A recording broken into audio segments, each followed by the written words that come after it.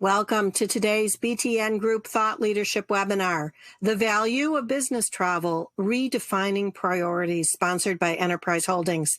I'm Mary Ann McNulty, Executive Director of Content Solutions for the BTN Group, and I will be your moderator for today.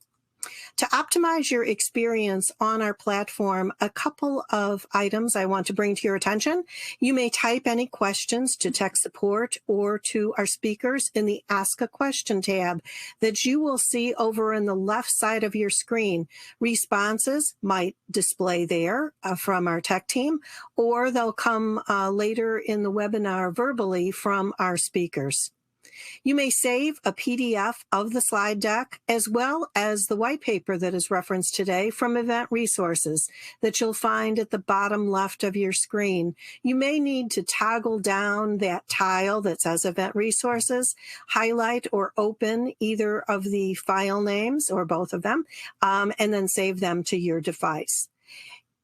Today's webinar, as well as all of our webinars, is being recorded, and you can come back in and listen on demand or download those resources at any time. Should you get interrupted, you can come back in and pick up exactly where you left off. However, you won't be able to ask questions if you listen on demand. Finally, at the top of the slide deck, you should see a tab that says, or at the top of your screen, rather, next to slides, you should see a tab that says Speaker Bios. You can click that to read a little bit more background information on our speakers today. Over the next hour, we will share a few highlights of the new research conducted in May and June of this year of 101 travel, expense, finance, procurement, or other corporate decision makers responsible for managed travel within their organizations, about how they and their companies view travel and how their priorities are evolving from modes of travel to views on one-day trips and the priorities within their organizations in terms of who travels when and how, and where travel fits into their business growth. Our stellar panel will provide a glimpse into their organizations and the role of travel, the trends that they are actually seeing. And we've left plenty of time for your questions and answers from our panel at the end of our presentation. So feel free at any time to type those questions into the Ask a Question box so that we can get them in queue. In terms of the value of business travel to their company's sales and growth, 3/4 of our respondents agree that it delivers both, and 64% agree that it delivers profits, that business travel helps their company deliver profits to their organization.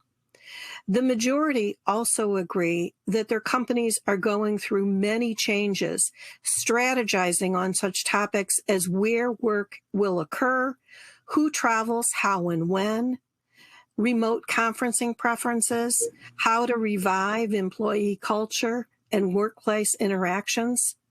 And many of you had told us earlier about the committees, the task forces, and the re-engineering of travel policies that was underway. And the results, I think, of this study just confirmed that those elements have all been continuing within organizations.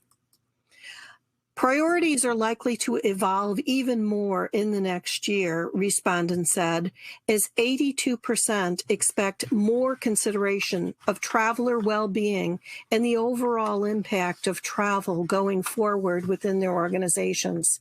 Half expect their companies to define the type of business travel that is essential for company growth and their preferences for remote conferencing, and more scrutiny of cost versus the short-term travel benefits.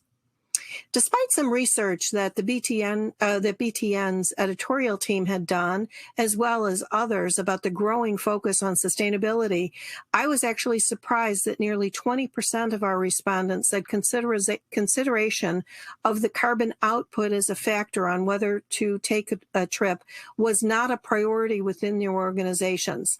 Yes, 1/3 said that this as a priority would increase, and 42% said their priorities would remain the same here, but I just expected, I guess, fewer to say that this was not a priority in this day and age. Minimum trip length also was not a priority for 29% of respondents, and we'll hear a little bit more about that later. With that, allow me to introduce our speakers for today, who will share with you how their priorities and views in travel are changing within their organizations. I've asked each to prepare a few slides on that, and then we'll get into your questions. We'll hear from Yvonne Moya, who was hired at Dutch-based Randstad Holdings to transform the global travel program. She is currently their Global Travel Transformation Director. Dan Mashoff leads the supplier strategy function in Accenture's Mobility Group, which provides travel, meetings and events, relocation, and cross-border assignments for company employees. Annie Feeney manages the largest strategic target base of customers for Enterprise Holdings as Assistant Vice President of Global Sales. And Ann Derry joined S&P Global in 2017 to lead a newly formed travel and meetings management transformation as director. Ann Derry will actually be starting us off. Ann, tell us about what you've been doing. Thank you very much, Marianne, and thank you for having me here today. So it has been a very busy time at S&P Global this year for sure. Things have changed considerably since the last time I was on a BTN webinar, and I'll go through some of those changes very quickly. Here are a few stats about our company. We have a little over 8,000 profiled travelers. Our air spend in 2019 was about $30 million. And change within our organization, it's all about data analysis with actionable insights, emissions calculating modeling, and the new science-based targets that our company has committed to, as well as the cost synergies that are going to be associated with our merger with IHS Markit. So there's some pre-day one planning that's been going on. I should say quite an extensive amount of pre-day one planning. It has to do with discovery on both sides for each company, the planning process, and a lot of process mapping, so we know which systems and tools will be used from day one onward. All of that has transpired basically in the first half of this year and will continue until October of 2021. Our new merger close date looks like the end of November.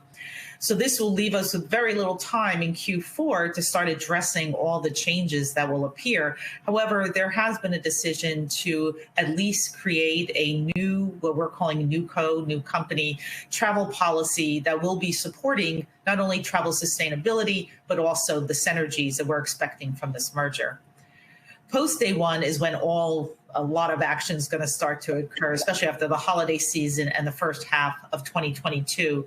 That's when I expect to be able to develop the strategies for a number of RFPs, our TMC RFP, air and hotel categories, because this way I will have the ability to see the spend from IHS, consolidate that with S&Ps, and then create an entirely new program going forward based on the results of these RFPs. We expect to operationalize those results in the back half of 2022. So again, quite a lot is going on this year, but even more so next year. When we look at our restart to travel, I thought it was very interesting. Mary and I had a conversation about this a few weeks ago, how, I think most companies, if you look back maybe 2 or 3 months, they were planning to have a very controlled, throttled approach to restarting their travel programs because we weren't yet sure how well the vaccination programs were going and how well other countries' vaccination programs were going as well. And a few weeks ago, the new Delta variant was not as big an issue as it now has becoming day by day. So that is going to obviously have an effect on a lot of travel programs restarting as quickly as possible. However, all of that being said, we have quickly pivoted our program so that it better aligns with the reopening of our offices. We are quickly reopening our U.S. offices during the months of June, July, and August. By September, we expect to have all our U.S. offices opened and functioning. They will be functioning under this new capacity-controlled environment, and we're moving to a new approach that's called Anchor Flex, meaning that every employee is connected to an office as an anchor, and then the flex part comes that you are expected to be in the office at least 2 days a week. We have a similar program going into place in our UK office because, again, the vaccination rollout program in the UK has been really quite a success. That office actually reopened yesterday. Again, capacity limitations are in place there as well. On the next slide, I'll show you how we move from the different stances of reopening the office to how that relates to reopening our travel program. But basically, once an office shifts from a mandatory work from home to a strongly recommend work from home, then we are allowing domestic travel to restart. And that domestic travel can start with just approval of the line manager, which is in accordance with our travel policy. We are restarting the program more quickly with less restrictions, at least domestically, because there is a pent-up demand for travel, especially from our revenue-generating functions, as well as the marketplace, right? Our competition is out there meeting with their clients, so we have to become more agile and adapt to that as well. As I mentioned, we are going to allow domestic travel, but of course, the traveler and their line manager must be very much aware of whatever government regulations are in place relating to travel and whatever protocols the company has in place for returning to the office after a business trip, as well as, again, the destination and the origin of the traveler. All of the COVID protocols must be followed. When it comes to international, interregional travel, that is still highly restricted, and that is because of the borders reopening very slowly. We do not want our travelers traveling internationally or interregionally and being caught in a quarantine situation. So we want to make sure our travelers are very aware of these. It's still a very complex environment on an international, interregional. And now what we're seeing, even as of today, as borders are reopening, they may tightly start to restrict again because of the variant. We're obviously seeing that happening right now in Israel, for an example. On the next slide, here's kind of a re-envisioning of what our matrix looks like. Across the top are the different office stances that we work within. There is strongly the mandatory work from home, which was complete virtualization that we have all been working with for a very long time. And then we start moving into a more blended workforce when we move to strongly recommend work from home or an optional level of working from home. And these different levels, strongly and optional plus, they all have to do with capacity control, about capacity control. I'm not sure if others are hearing background noise, but I am. So if we can all go on mute, that would be great. Thank you. Again, when we get to optional plus, it is about balancing the risk and limiting the number of employees we have in the office. When employees do return to the office, they need to use an app to self-assess.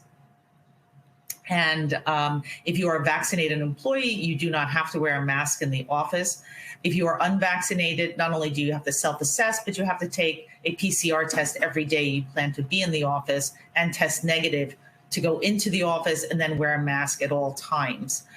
We are obviously asking all of our employees to be courteous of each other, leave in place a certain amount of social distancing. And if you see someone wearing a mask, we ask that you not ask them whether they're vaccinated or not, because it is a very personal decision whether or not to wear a mask. On the left side of the matrix, we then have the different scenarios that can relate to these different return to office stances. So there's the client meeting in the office, there is the external meeting or event, domestic travel, intra-country, and then regional and interregional travel. And as you can see, each stance corresponds with, each scenario corresponds with a different stance when it comes to who do you need to seek approval from to go forward with that scenario. And then eventually when we get to business as usual, which will actually not be business as usual because it's part of our reimagination of our workforce, of our office sites, we will then be going to this anchor flex mode. So hopefully by September, that will happen, at least in our US offices. Just to quickly review again what our objectives are for this year. Again, due to the delay in our closing of our merger, some of these objectives have shifted a bit into 2022. But basically, the merger-related synergies, along with our Scope 3 emissions reduction commitments, are inextricably linked when we look at our objectives for the coming year and actually the next 3 years. That we have announced a net zero initiative in our company back in February. When it comes to business travel, we are expecting a 25% reduction in travel admissions by 2025, which means we need to achieve a 4.6% year-over-year reduction in admissions between 2020 and 2025. When it comes to the cost synergies, it's post-merger close analysis. We have to look at all the travel data and identify where those synergies are going to start to occur related to our supply base and how we travel and when we travel and who should be traveling. We will be developing the RFPs in regards to our major categories of spend, like I mentioned earlier. The TMC, the air, and the hotel categories will be RFP'd later this year and into 2022. And then everything will start to get operationalized in the back half of 2022.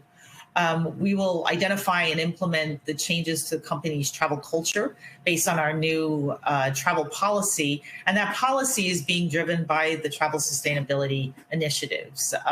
We need to drive down our emissions consumption, and we need to also improve the equity as far as who travels in business class, who travels in the front of the plane versus the back of the plane, how often does that occur, and what necessitates a purposeful trip going forward.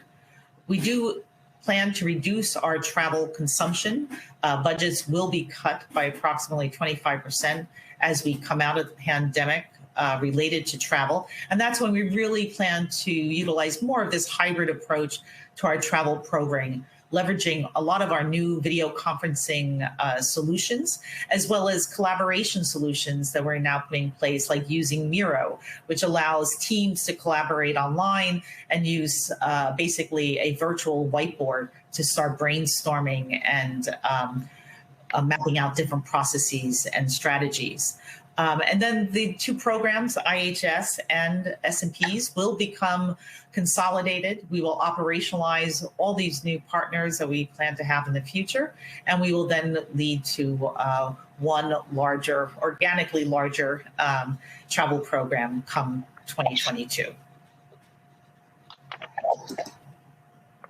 Now I'm going to hand over the presentation to Yvonne Moya.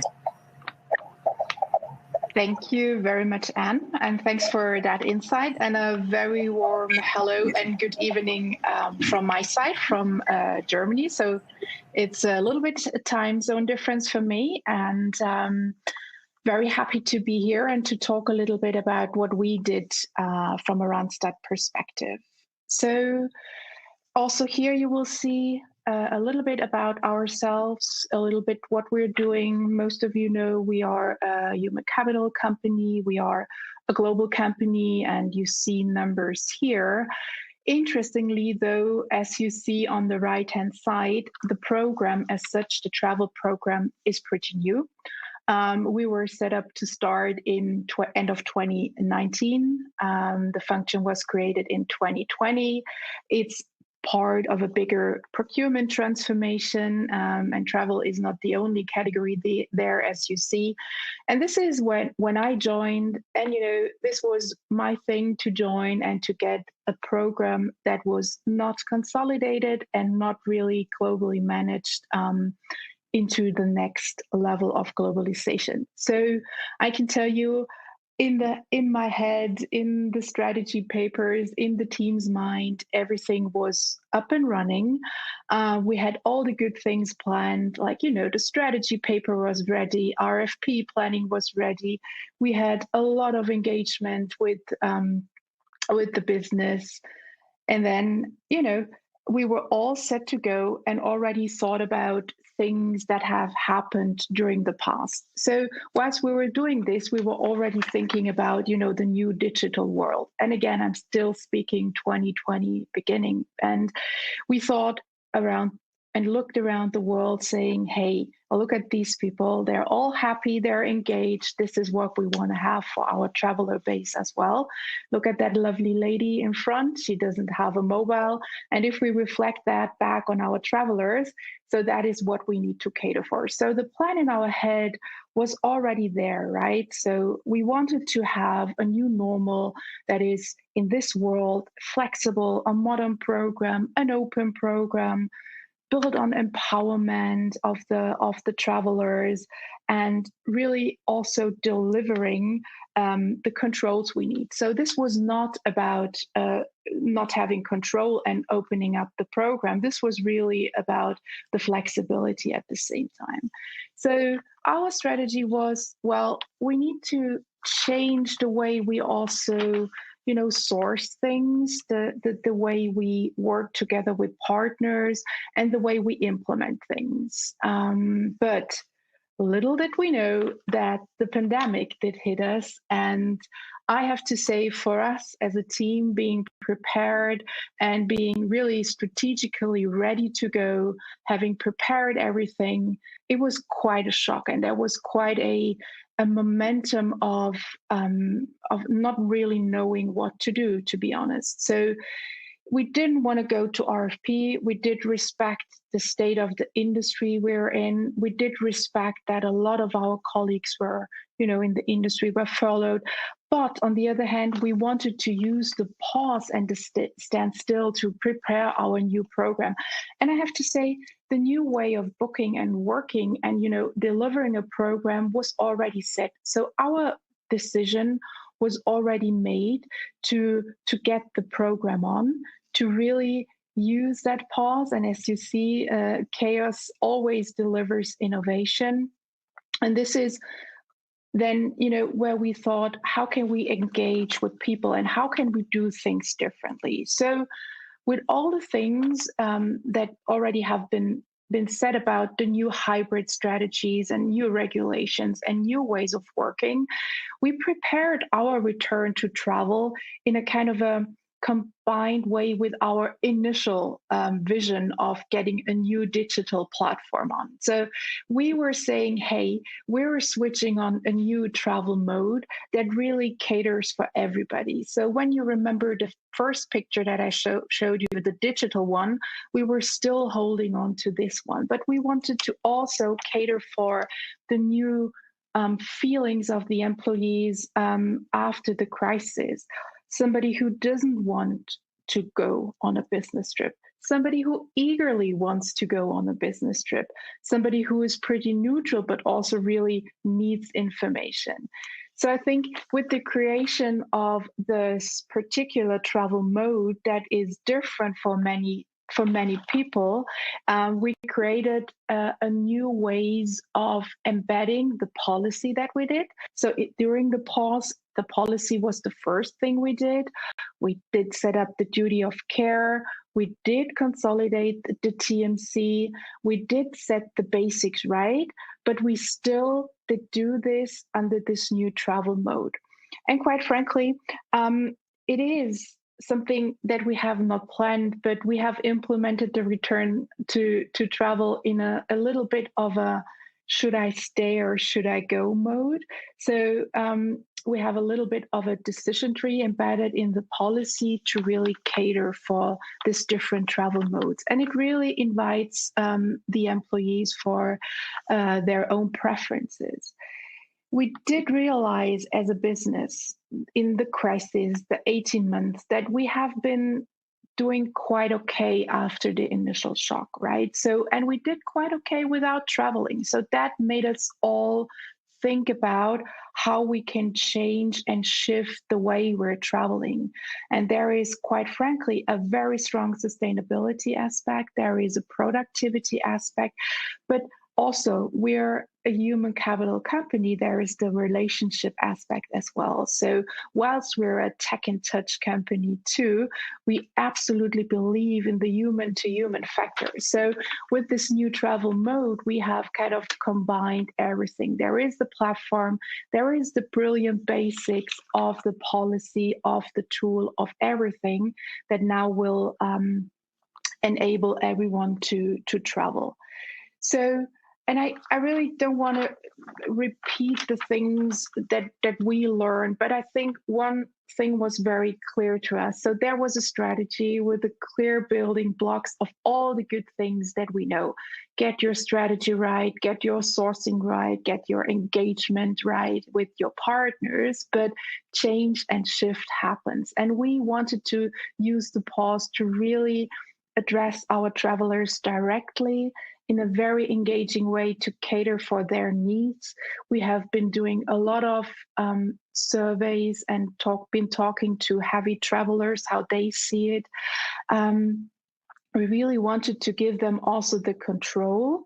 And this is when travel was a non-thing, right? So nobody was traveling. We kind of really stopped all the different platforms we had in the background, and we really went to one global digital platform.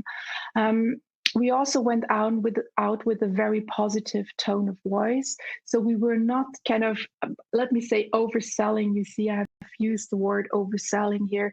So we were not going out and say, listen, here is the holy grail of things that we have been doing in this 18 months. But other than what Anne has been describing, we were coming from a very unconsolidated world, right? We have had 15 different TMC partners. We had unconsolidated contracts. We had very good locally managed programs. So my colleagues did a wonderful job in managing programs locally, but there was never this global approach.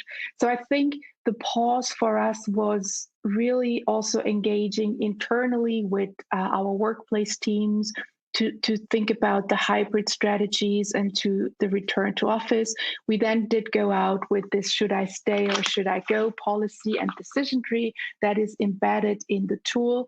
And we launched My Travel Mode to really have a simple and also, as you see, this little sign is quite universally speaking to everybody. Everyone knows this little button. And so we thought this gives people a good feeling of going back to travel. And of course, all the regulations are in there as well. So whilst you see, and I wanted to show you a different story today of how we have tried to engage with the people and getting this global story out. Of course, we have done all the work in the background of, getting policies and structures and following the guidelines. But for us at this particular time in the program, we felt it was the right time in a more engaging way. And travel has picked up. People are using the new platform. People are really understanding that it's in the Randstad DNA to get to this change and to really be the pilot of their travel journey. And this is what was right for us at the moment. And also we have been thinking as a company to cut travel, to cut the budgets, and for simply the fact that we have done business without traveling. We have hybrid ways, we have technology suites that we can do that, and that will be a thing going forward. We will not tell people to stop traveling, not at all, but there will be a very conscious and cautious way of allowing people to do their trip. And there is probably, the elephant in the room of what is an essential trip and what is a purposeful trip and what needs to be, what is in that decision tree. We answered that with really empowering the people and the line managers to take that decision. And at the moment, this is where we see it's working for us. So we need targets, we need guidelines, but we also need the empowerment of the individual traveler. So that's a little bit our story at the moment where we are. And I'm now handing over to Dan who will tell us a little bit about his view and his experiences from an Accenture perspective. Thank you. Great, Yvonne. Thank you very much for that. I really appreciate the insight you shared. Some really powerful stories there. Likewise, also just a quick thanks, Marianne at BTN, as well as Annie from Enterprise. Thanks for hosting this. I think the timing for this kind of discussion is perfect. The concept of us being as an industry at an inflection point, I think, is very real. I heard a supplier speaking to a corporate not too long ago, and they referenced to, as an airline supplier, your volumes are up 20% week over prior year week. Now, 20% is like a really big number in growth, but it's, of course, over a very low base. But hopefully it did represent an inflection point where the volumes are beginning to grow, and we're literally seeing that turn around. Now, I think the actual nature of the recovery globally is going to vary a lot depending on where one is. But the idea of this discussion around changes in priorities, new approaches, very timely. So I commend everybody, and as well, thanks to the audience for being here. I'd like to talk a little bit today about a couple different things, not necessarily about the Accenture program specifically, but there are some examples that will be relevant. But actually, I'm going to be drawing on a broader set of corporate travel program experiences that we've had that I think are going to frame some really interesting topics for you. The one point I'll make off this slide literally is the bottom bullet here, talking about mobility at Accenture is a department that I'm part of, a big group that manages these various functions. So when I use the term mobility, it will probably apply to these types of activities, travel, meetings, relocation, not mobility as perhaps Yvonne uses in Europe, where it's more commonly referring to ground transportation. So just a bit of definitional work there to keep things straight. The topics that I'd like to touch on today really, to me, strike a chord when we think about where new priorities will be set. And I think the sort of ground rules, at least as I'm approaching this, is pre-COVID to our current state of varying recovery conditions. So we're not out of the woods. We're not back in a rock and roll environment completely yet, but we're certainly past the worst part of things. So how priorities have changed as we are coming out of this period, and we are RTT, RTO, RT events, all of these returning to types of environments. That's the period we're looking at. Now, specifically, I want to speak to risk, demand, cost, and sustainability. These are 4 priorities that jumped out to me. I noted when I was thinking about this risk element that unintentionally the survey results backed up this in a stronger way than I could make. One of the results was that 0% respondents said that traveler well-being is less important. Now, I suspect everybody would get on board with that quite quickly, but the idea of a 0% response to anything strikes me as unusual. 82% yes, I totally understand, glad to see. The point that I'd make about risk right now is that it's not just a case of large-scale programmatic risk management. I think the industry in general, or at least moderately effective risk programs in travel and mobility, manage the large events quite well, be it a large weather event, be it a volcano in Iceland, or God forbid, some kind of travel or transportation disaster. I think the industry has proven to be quite adept at managing those. The point I'm making is that the individual risk elements now are so much more important. Family conditions, personal health conditions, individual locations, my suburban Chicago versus downtown Chicago, roles in firms, all of these frame the individual risk proposition much differently than it used to, and I'd argue with much greater priority. Perhaps not more than systemic, but certainly more than used to be the case. I think this is also demonstrated by the fact that companies, all of ours perhaps, are struggling to some extent with how to deal with individual vaccination status. Is it okay to ask? Is it okay to require? The mere fact that this is now at an individual level confirms to me that this is about one-on-one conditions as opposed to broader programmatic types of areas. I think the third point I'd make here about risk, it does go back to this idea of programmatic. While the priorities shift into individual, the idea of having a specific better/best-in-class program is undeniably still important. Gaps still exist across many of these programs. When countries started locking down, I would ask the travel manager responsible parties in the call, did you really know where all your people were? Did you really know that, including longer-term assignees who may not have been in touch because they've been living in a foreign country, but they're a foreign national, now wanting to get home? I just cite that as one gap that I think probably demonstrates that even on the programmatic side, improvements need to continue, but certainly individual risk treatment needs to improve.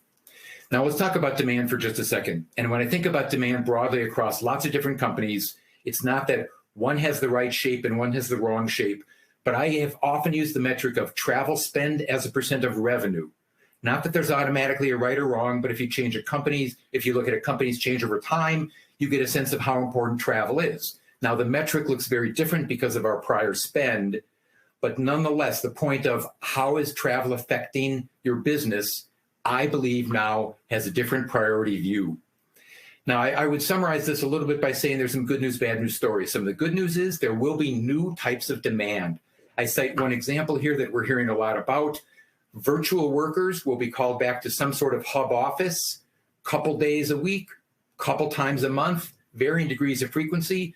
But this idea of an extended stay from a virtual worker to be in their office, new source of demand. That's a positive to the industry. I'd cite there might be a negative in terms of less travel coming out of potentially more virtual conferencing, fewer internal trips, perhaps corporate function travel could get constrained. I think that's one of those areas that we're going to see pros and cons on. Now, what specifically do I anticipate is going to be under the most pressure from a demand standpoint? It's going to be those nice two trips.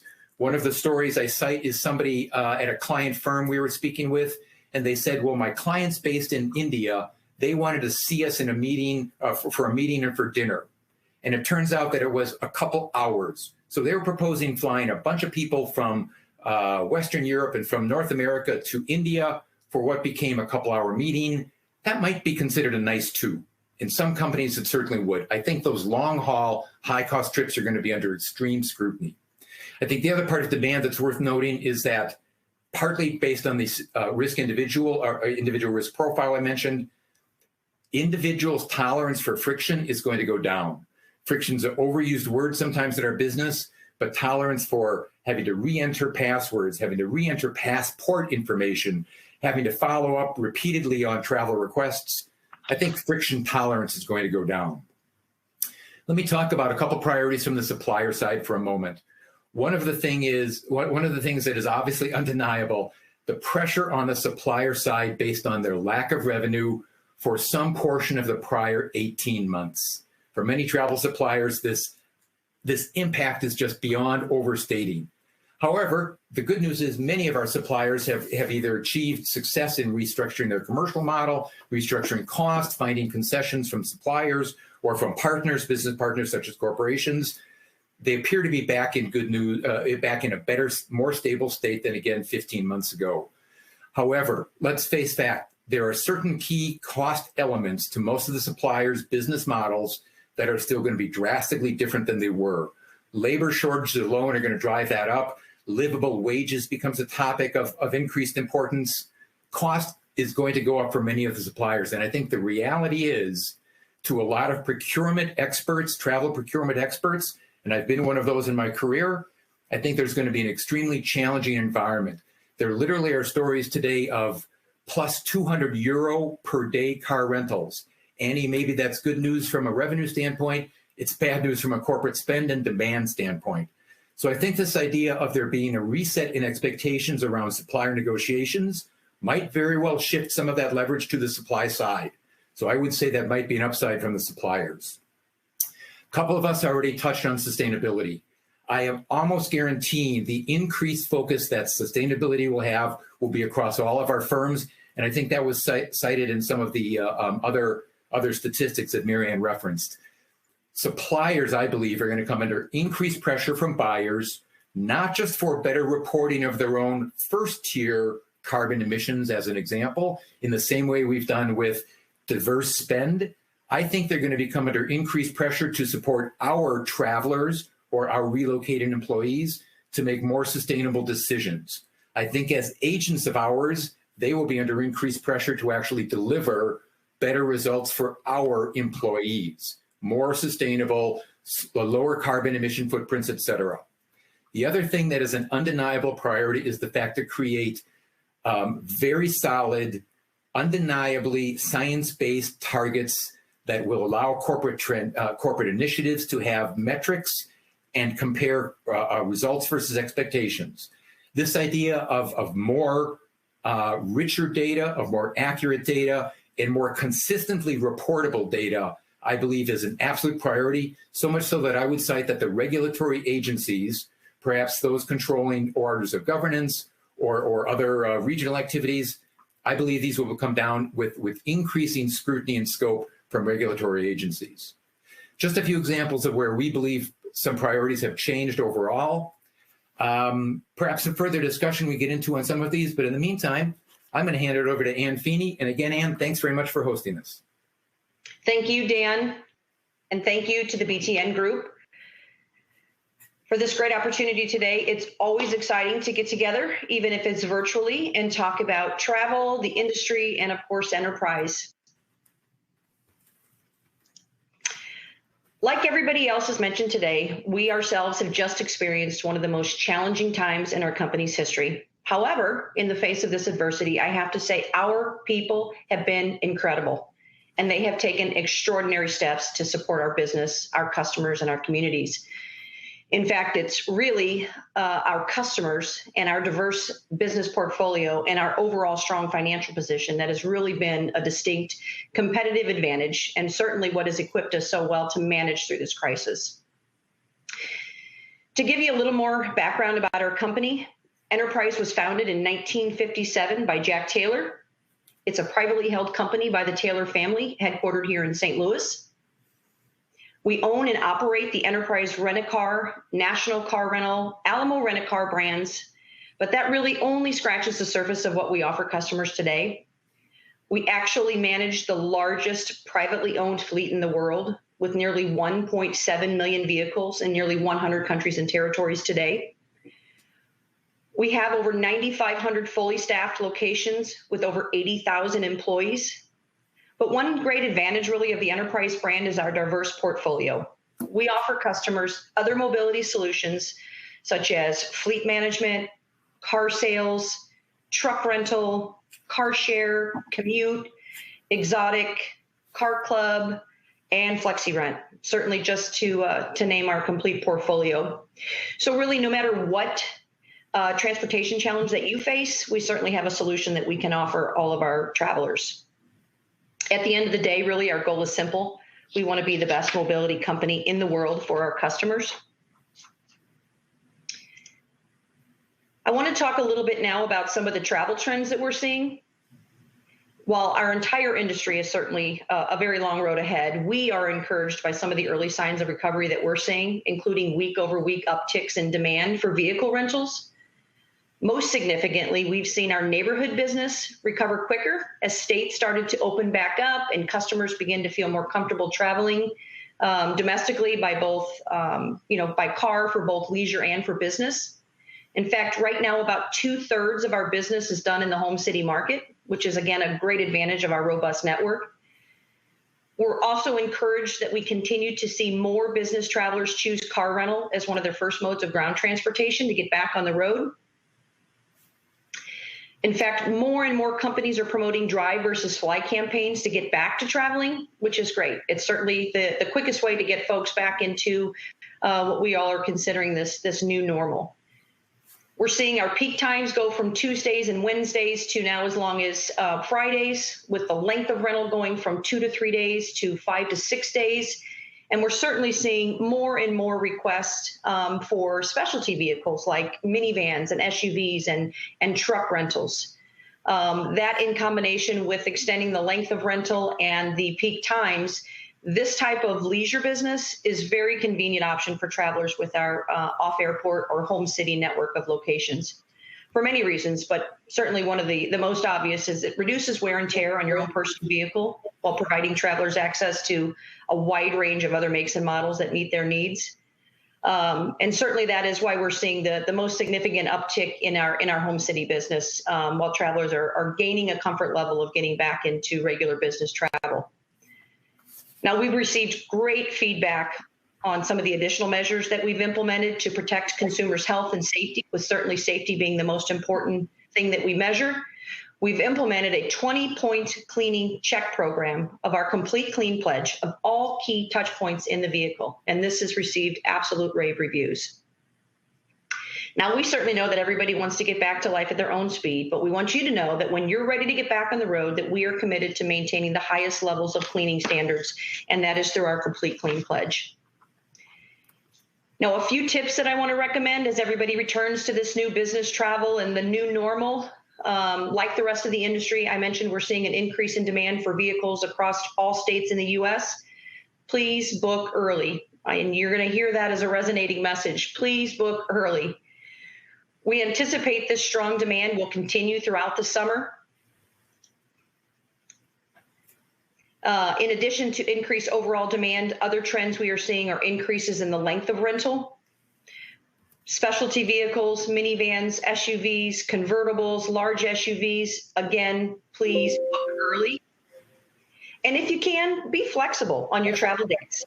Be flexible on your travel locations, whether it's an airport or a home city location. Be flexible where you are doing your location search. It'll certainly help increase your options for where you can pick up your rental vehicle. In fact, one of the enhancements and added features that we have done at enterprise.com is we now allow the enterprise.com website to redirect our customers to other nearby options if available at the time of booking during the online reservation process.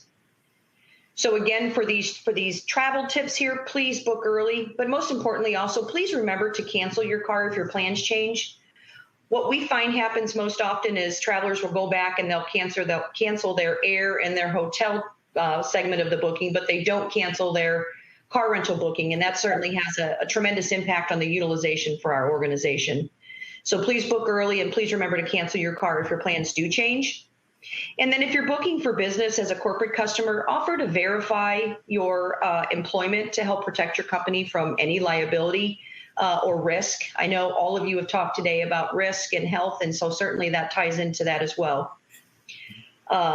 Again, on behalf of Enterprise, I want to thank everybody today for this opportunity to speak a little bit about our organization, but also I want to tell everybody safe travels out there. I know everybody's anxious to get back and resume some sense of normal business travel. Safe travels to everyone. And Marianne, back to you for some open Q&A.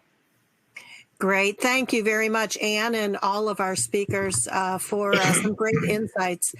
I did want to go to the panel on one of the other elements in the survey. We had asked whether travel was expected, whether the modes of travel was likely to change in 2021 versus 2019. And our audience had actually indicated that travel by air would likely be less. 69% of the respondents had travel by air would be less, and 57% expected travel by car to be more. Anne Derry, does that align with what you are seeing? Absolutely. As part of our company's travel sustainability initiative, we will be pushing more plane to train, train to car, even plane to car on those short duration trips.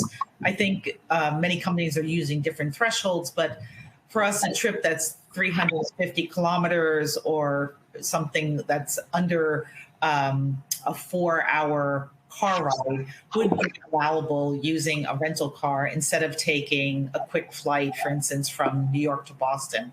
So I think it depends on where you are in the world.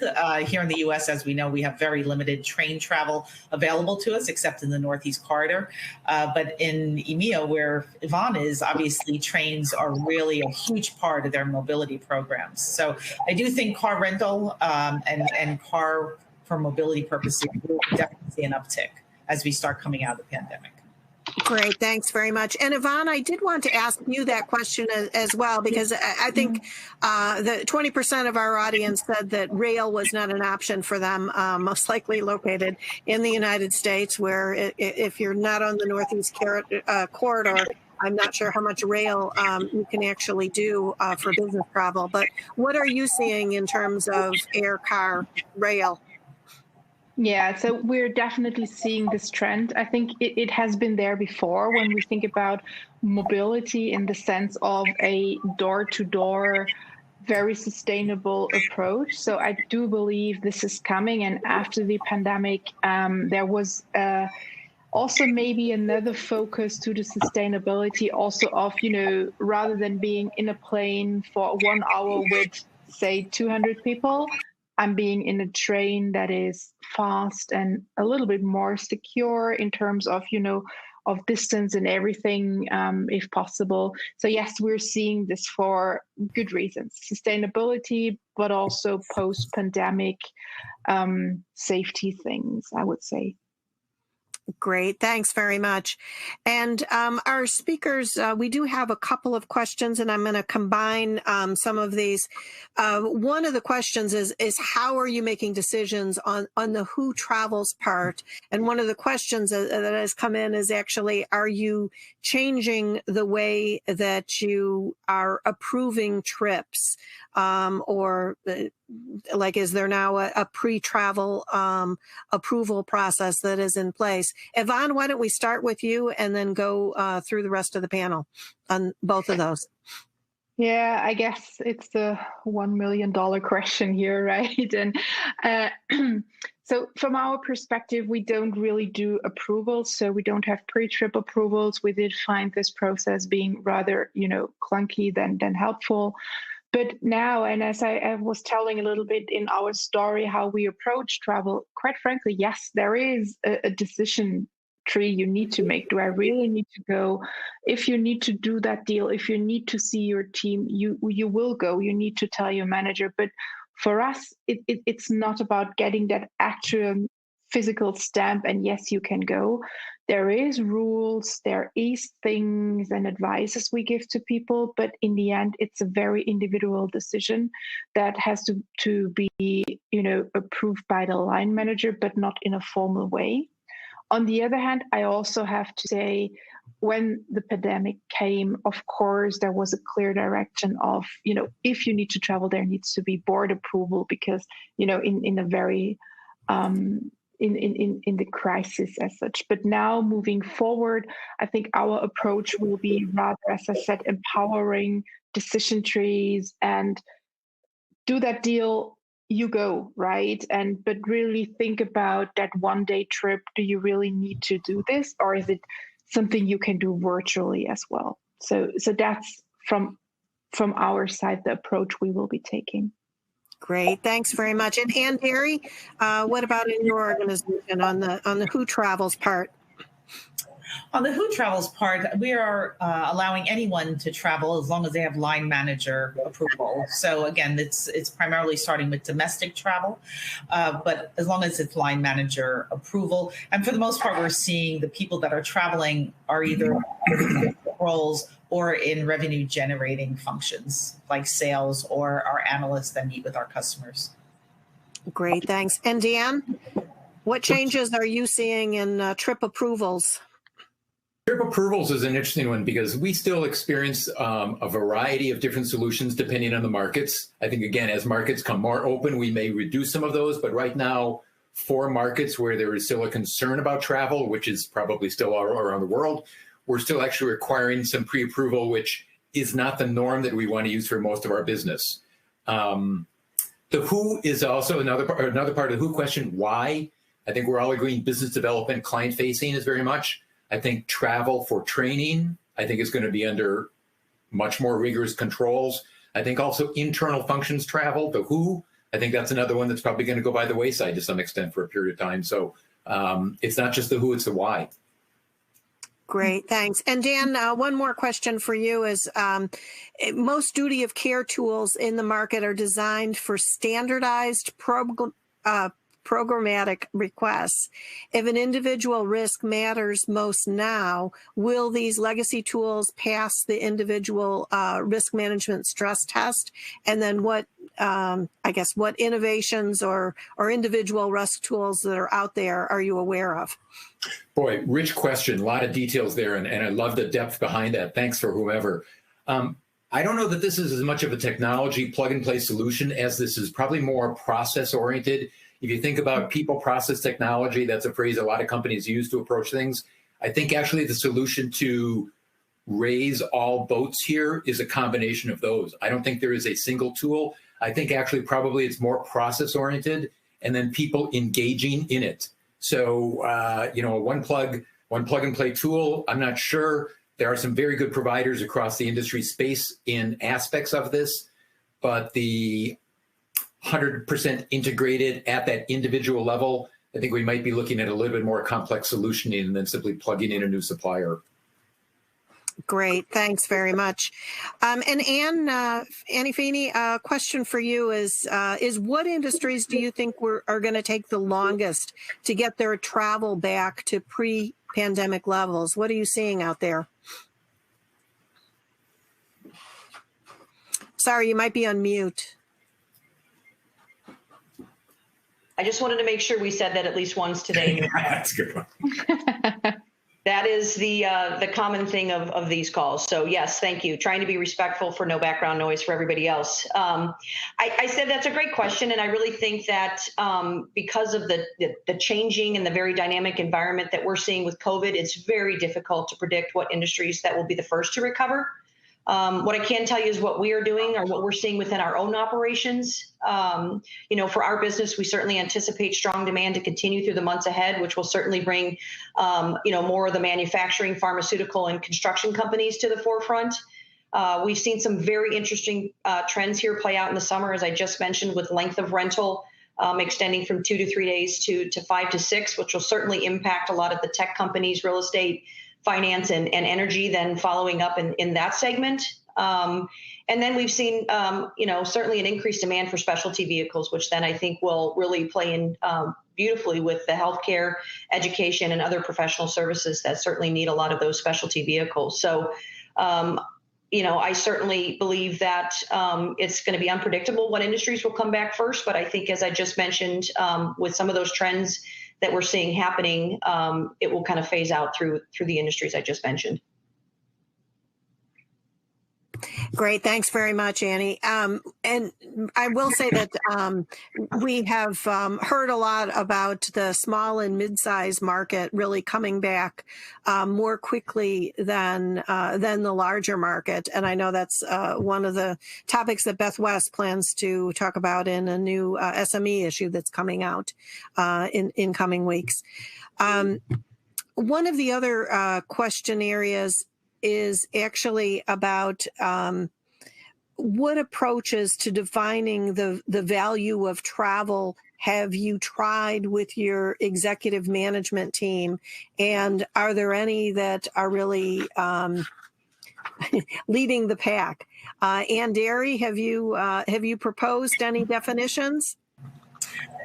Quite frankly, I have not, because I do think it's a bit presumptuous of travel managers to impose their definitions on what type of travel is purposeful or essential.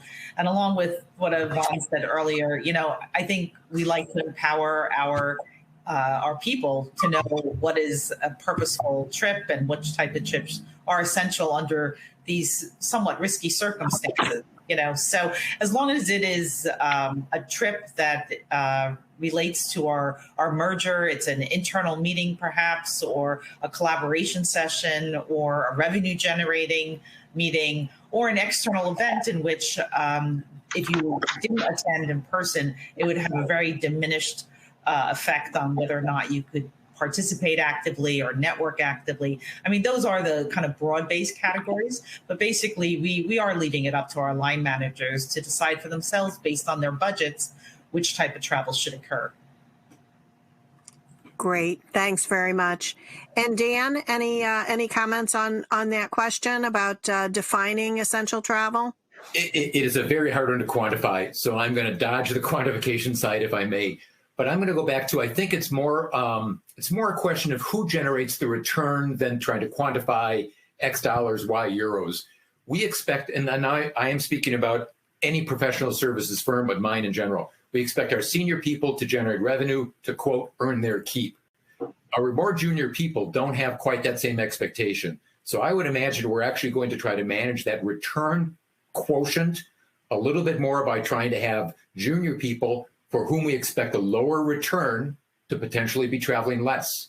I think the investment we get out of it will be out of our more senior people than out of our more junior people. So I think that's a slice that we will try to implement without needing to necessarily quantify what that dollar per revenue, travel spend dollar per revenue that I cited earlier. I don't think we're smart enough to do that right now yet. You're on mute. Sorry. Thank you very much to all of our speakers. Unfortunately, we are out of time for today's webinar. You can download the white paper as well as the slide deck from the Event Resources tab at the bottom of the display. Just toggle that down to download those. Please do take a second or two to complete our exit survey. Tell us how we did in terms of meeting your needs on today's webinar. You can register for upcoming webinars or view the replay of this one or 50 others at our Business Travel News site. And learn more about Enterprise Holdings at their site. I do want to thank Enterprise for sponsoring not only the research, but the webinar. And again, a special thanks to Anne and Dan and Annie and Yvonne for sharing their insights and their views on all of this data. Thanks very much. Goodbye. Thank you. Thank you. Thank you very much.